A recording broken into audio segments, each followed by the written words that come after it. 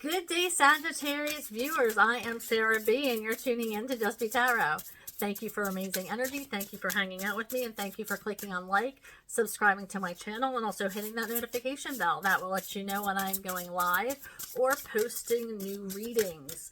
I'm shuffling for the overall energy for the Sagittarius Collective and their greatest good for June 2025. All right, Spirit, what do we have? Ooh, there's a few that fell out here. We have perfect storm, the courage to step into life. That's not easy.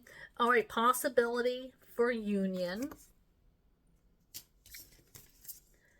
Woodwives, adaptability.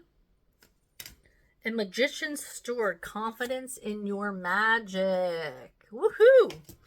All right, so change. I have been saying this for months. We have to be adaptable. Spirit's calling us to be adaptable and to bend and not break.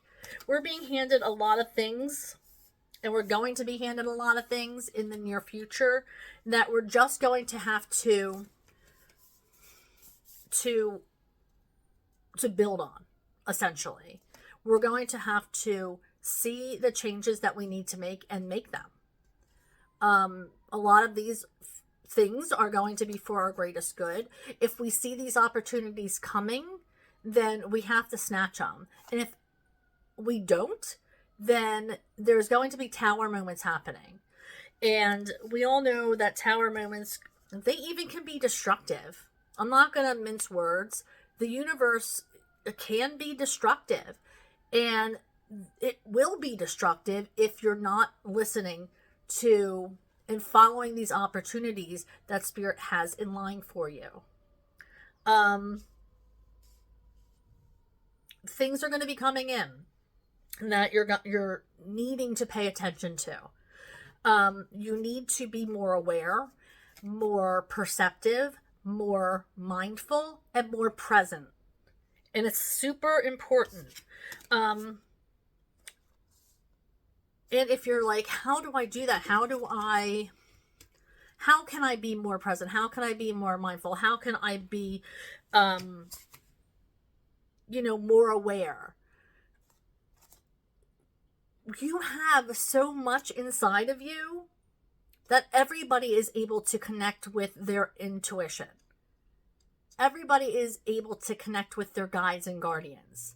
But you have to know your magic. You have to know that you yourself are a magical being and that you're able, if you choose to, be present and open, connect. You can be adaptable and you can connect and hear what is coming for you. Hear the downloads coming. Ask your guides and guardians for advice. Give me a sign. Let me know what's coming. And then you'll feel it in your gut. You'll hear certain words. You'll see certain signs. You'll hear lyrics in songs. You'll see people's names planted in places. Or you'll keep hearing it over and over and over again. If there's a calling, if there's a sign, then it's going to keep calling until you answer. We are magical beings, and every one of us is full of magic. But we have to realize that. All right, so we have also, now this is going to get a little bit more interesting. I feel like this is going to be, now I do feel that this could have to do with love or a connection or building a relationship. I feel like there is, it's like two people who are walking along a path, and there's so many things that have to happen in their path for them to be brought together. And it's like the universe has to set it up so that both people, both parties are ready at the same time. And unfortunately, if there's two people or two such people or situations involved or energies, more than one, then it's not only us that needs preparing, but it's like this other person has to make the right choices too, or do the right thing. And if they don't, then here's you. And this person could be, if they don't make the choice or miss an opportunity that Spirit puts in front of them, then it's going to have to wait. And it might not be this lifetime, and it might be next lifetime. Unless they have the courage to take these opportunities. It's like Spirit sets us up for certain things to happen. And we can either be brave and roll with it, or we can be complacent and stay where we are. Even though we know we're not happy, even though we know that there's better for us out there, sometimes people aren't ready to make the changes, or are scared, or are hesitant because they're afraid of what others will think. So they don't go and move on towards their person, towards their goals. And just because something is being set up for us, we have to have the courage to take that leap. Because even though it's set up, there's, a nice, lovely little house here, a nice little lovely house here, set up perfectly. But if we don't take that advantage of it, well, then I guess somebody else will move in. We have to be adaptable to what the universe is putting in front of us. And look for the signs. All right, Spirit's telling me to move on. Okay, dropping them. Okay, so, Spirit, I'm shuffling for the Sagittarius Collective. What does the Sagittarius Collective need to know for June 2025? Shuffling for June. Thank you. Ooh, there's a bunch of cards. Okay, so the first one came out. Yeah, I had a feeling people aren't happy. That's why I'm saying you have to be able to move forward and have confidence. Confidence in your magic. Your magical being. And if you're being called to something, that call is going to keep calling you until you take it. Until you answer it. Because a lot of you guys aren't happy.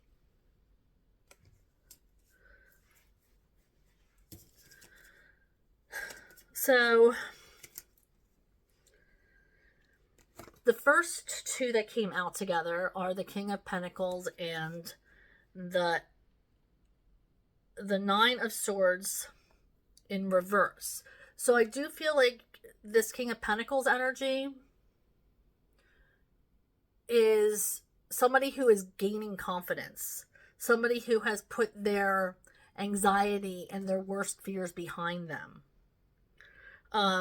They're trying to gain confidence, they might even be, I heard saving for something. This is a King of Pentacles energy. So they're used to a certain lifestyle. They're used to a certain way of living. This could be somebody older than you.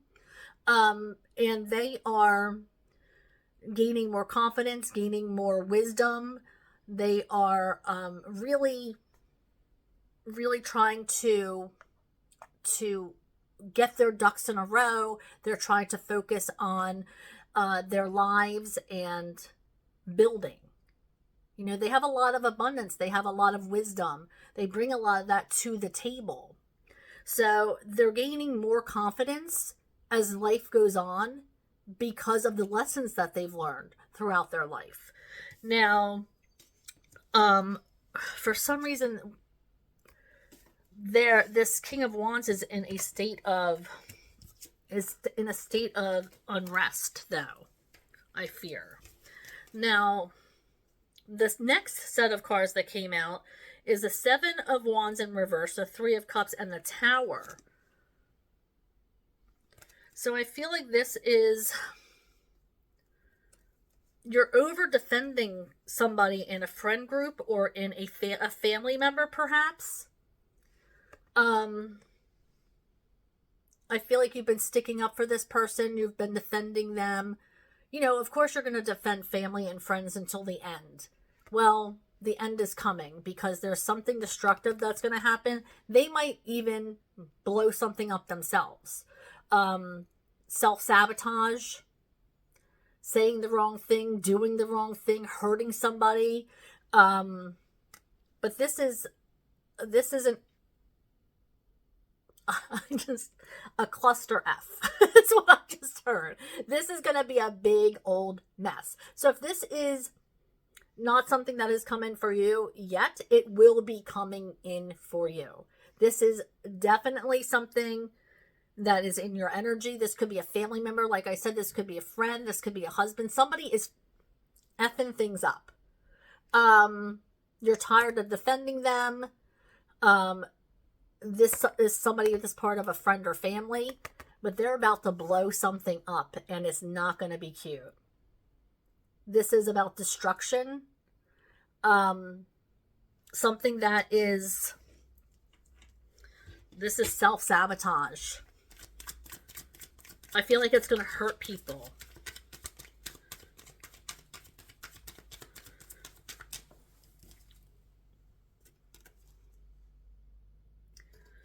This is the Queen of Swords. You might be cutting people off. You might have to cut people off with this energy. Cutting people off.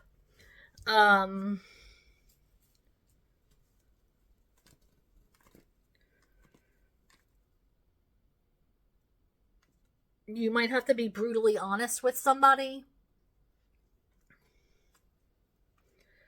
You might have to call them out on their truths and them not being able to see it. This could be, I just heard the word intervention. Maybe you're pulling an intervention on somebody because they've hurt themselves or family members or friends. I just heard the word intervention. Maybe you're leading an intervention.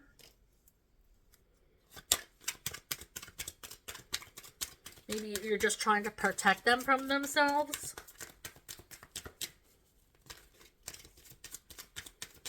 What else do we have, Spirit?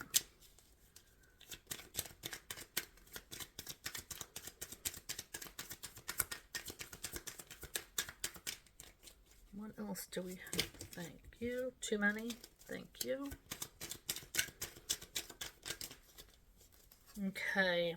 Spirit's asking, stay present. Stay present. I feel like somebody might be trying to bring up something from the past. Maybe throw something in your face about maybe something that happened a long time ago. But you're asked to bring them back to the present. The past doesn't matter. It's right now, this moment. This is the moment we're talking about. They might try to throw something in your face. Bring up past, like, oh, well, you did this. Don't you remember that time? But you're asked to pull them back to the present. No, this is not about that. That's about this. Let's focus on the task at hand, please. All right, so let's go ahead and... supposed to leave it there, Spirit said. And pull a card for the concluding energy. Spirit, I'm shuffling for the concluding message for our Sagittarius collective. What do they need to know? Oop. Okay. Oh, there's already two. Thank you, Spirit. Alrighty. Okay, let's do this one first.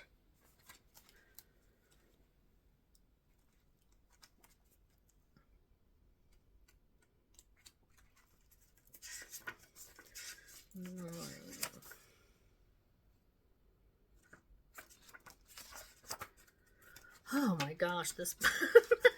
Sorry. Here we go. Sorry.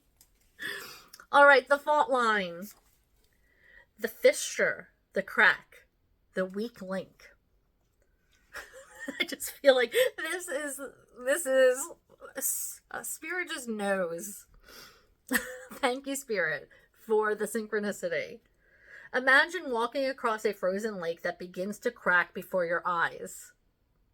No matter how optimistic and brave you might be, panic ensues. You become fearful and tense and long for stable ground. Such is the energy of the fault line.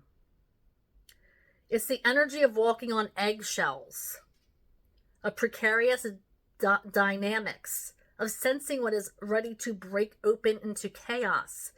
It's likely this cracking open is overdue, as fault lines develop slowly and naturally from underlying elemental pressures.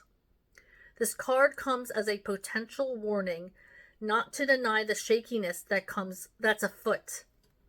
It's much better to prepare yourself for change than to walk along the fault line pretending all is well. There is no easy fix for the situation at hand. It will require a foundational shift that alters the current dynamics from the ground up. I mean, it starts off with, it's like you've been walking on this fault line. It couldn't be much more synchronistic, right? Okay, so let's move on to nectar. One more. The nectar. The medicine, the elixir, the garden. So now here's the remedy from the fault line. Spirit, you're amazing. Thank you. In Hindu mythology, there is a miraculous substance known as amrit, or nectar, that contains infinite healing power. This golden nectar, or sacred elixir, is the drink of immortality and, like a sister substance, soma, is known to activate subtle intelligent forces that ease the mind, body, and spirit.